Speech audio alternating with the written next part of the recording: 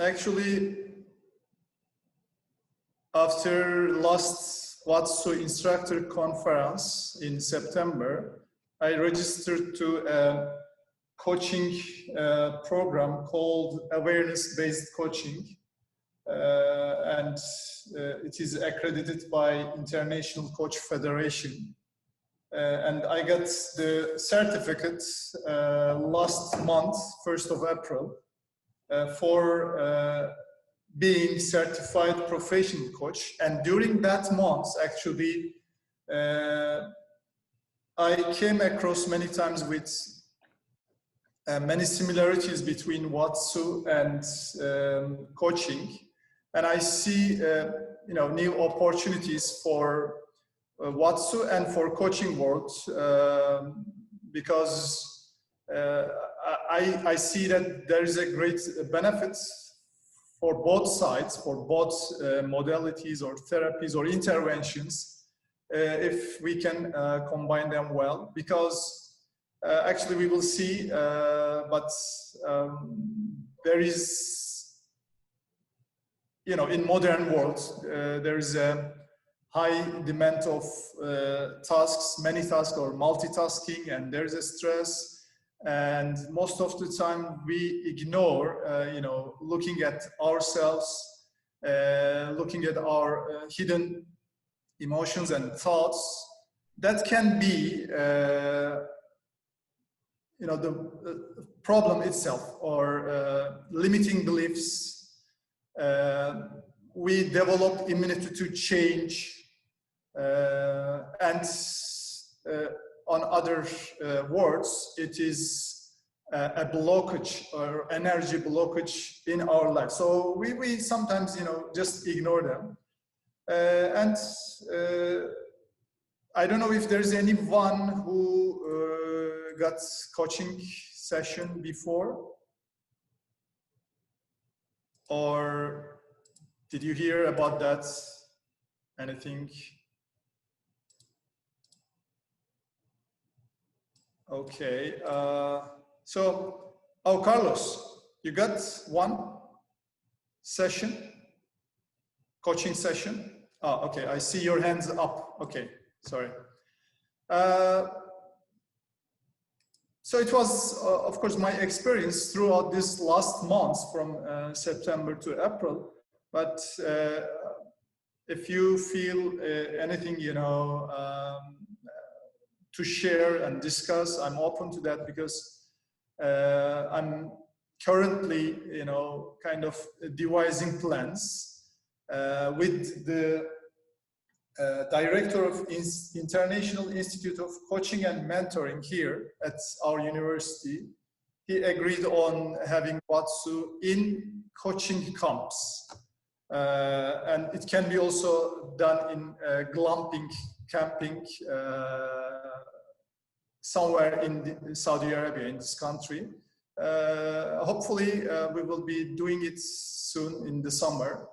And then I would like to share this and also the similarities. First of all, just let's see what is coaching and what is the deep effect the coaching can show in people's life.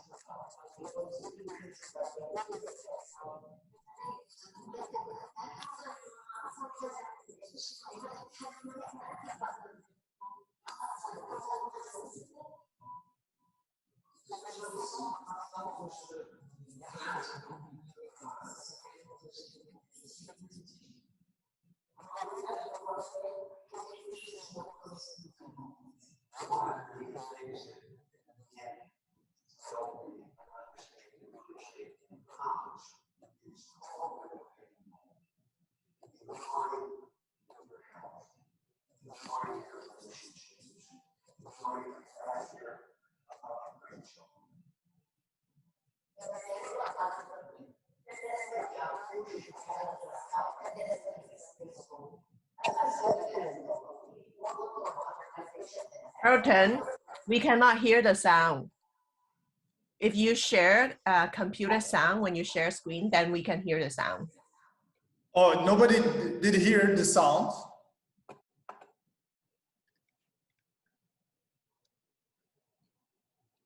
Did nobody hear the sound? It was very fuzzy and deep. No. Oh, okay, okay. I think at least you were able to read the subtitles, right? Some Yes. of you. Anyway, with the similarities with the values and principle foundation principles, you can also see the similar, the message that I'm trying to give from the video. So now you don't need to hear sounds except me. Yeah, this one. So don't worry, I have only 5 slides. It's not much, and I'm actually planning to have discussion throughout these slides, no problem. As I told in the beginning, I see that Watsu and coaching is kind of intertwined, and they can serve each other. They can increase the efficiency of each other as well. Because stress-free state in our mind is really important in coaching, and what is achieved in most of the Watsu sessions actually. So I heard about that. There are coaches, international professional coaches. They are using some techniques to relax their clients before the sessions. There are also some camps, as I told you in the beginning, like 2 days, 3 days camps, where the client's mindset are regulated throughout that 3 days, and the benefits of coaching session is maximized with that ways. So in this regard, now I'm going to share that similarities that I realized. Now it's kind of a little bit getting out of Watsu topic, but if you see the definition and the values, you can see that they are sharing the common values and principles. So coaching is, what is coaching? To increase self-awareness and identify choices, the art of facilitating another person's learning, development, performance, and well-being. Working with clients on functional rather than psychological problems, exploring the emotions behind the words, through questioning, of course, and through a high quality listening or intuitive listening. Same as in Watsu, listening is the key factor for successful coaching sessions, as well as good questions asked.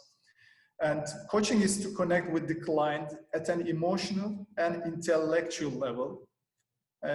It seems like coaching is or deals with rationality, but it is not the fact. The fact is that coaching is, digging into deep in person, articulate feelings that have been there but unrecognized, clarifying the options and helping to give the decisions supported at a deep level.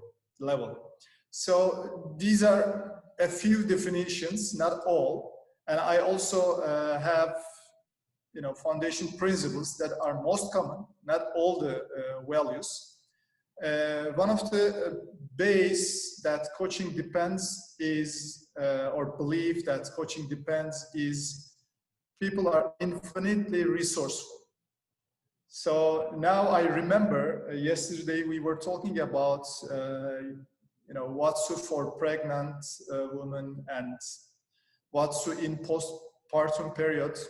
So I think some of you told that, or the participants in the yesterday's session said that we are not giving birth, but we are helping people to give birth. So actually this matches greatly with the coaching, the definition of coaching, this explanation,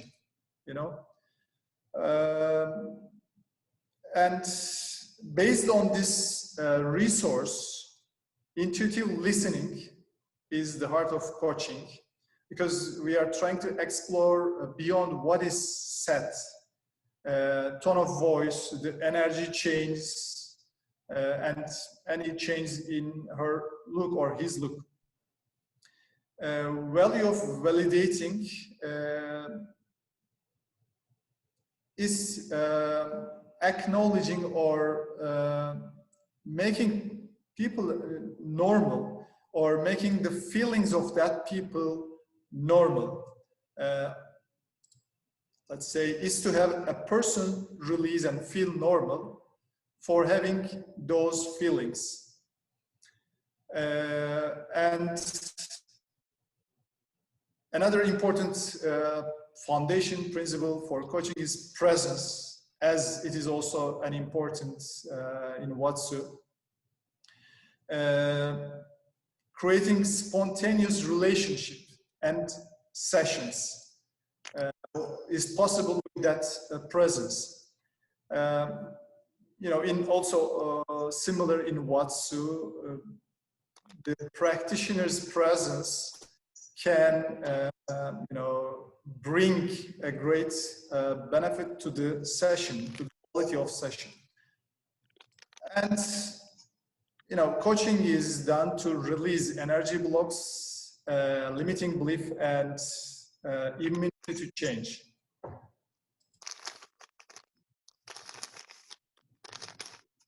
And another foundation principles are the coach and client are equals, exploring goals and future focus together.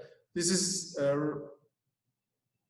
kind of base for good coaching, because any difference between the rank or position of coach and client in feeling will create imbalance, or will decrease the level of trust, and will avoid client to open himself or herself in a deep level. At the same time, managing boundaries and a constant state of ambiguity during coaching session is important. In any way, we are trying to increase the performance by setting the goals and the options, or making options clear in dialogic learning. Again, it is about questioning and challenging and supporting. We need to be skillful at these points. And some common values to be a good coach. The previous slides were about the similarity between two modalities, but this is about values to be a good coach. It's also in the same, let's say, kind of, Watsu practitioner characteristics are similar to good coach characteristics. First of all, highest ethical standards and confidentiality. Actually, confidentiality is more important in coaching. It is because everything talked or discussed in the session should remain in the session. Establishing trust and intimacy with the client. This is important, and this is also possible only if we stop giving advices. Coaching is not about giving advice. Coaching is about questioning and listening. And of course, again, questioning. So giving advice is also another factor that can affect the trust between client and coach. It can make client feel that I'm controlled, or he's sharing his experience with me. So these these thoughts are diminishing the quality of coaching session. And coaching also is not mentoring or consulting, training, and motivational interviewing. So to be a good coach and practitioner, these are the values: extraordinary degree of self-awareness, self-management, and rapport. Self-awareness, self-management are very important in also Watsu, and rapport is everywhere. It's a common value. Exploring the client's concerns and tightness. Here I wrote tightness. It's because we are sometimes trying to find where the tightness is in the body of client when we are doing Watsu. So once it is explored, we can develop techniques or the flow of the session better. Capability to challenge appropriately. Yeah, we in coaching, a good questioning can increase the openness of the client, can help the client express him or herself deeply. And in Watsu, in general, we are soft if we don't know, the body, or we are doing the first session in Watsu. But at the same time, we are trying to, understand the body and what are the limits for the body, for the range of motion in joints, for example. And intense awareness of the language used are important in coaching, or to be a good coach. Before and after Watsu session, that language can also determine or contribute to the success of Watsu session. And overall rapport, congruence, and empathy are not techniques. They are a way of being with clients. This is also from one of coaching classes that I took. So Watsu is also a way of being with clients. This is one of the main idea or philosophy from Harold Dahl. So these are all I want to share with you. But if we sum up, let me see you.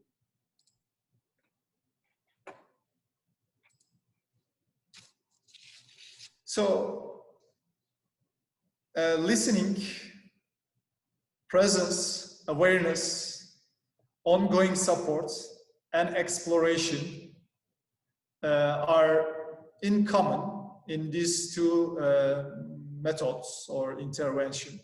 And I believe that this common values, even though they are performed in completely different conditions, you know, one is in the pool, other one is in the room, face to face, and tools that are used are also different. In Watsu, you know, we use the technique, we use the movement, but in coaching sessions, the words are used to explore the limiting belief, the energy blockage, and immunity to change. So these similarities again in values can open new areas and new collaborations. And I hope that in the summer I will have a good coaching camp with Watsu incorporated in it. And thank you very much for listening. And I'm happy to hear from you if you had anything in your mind during this short presentations.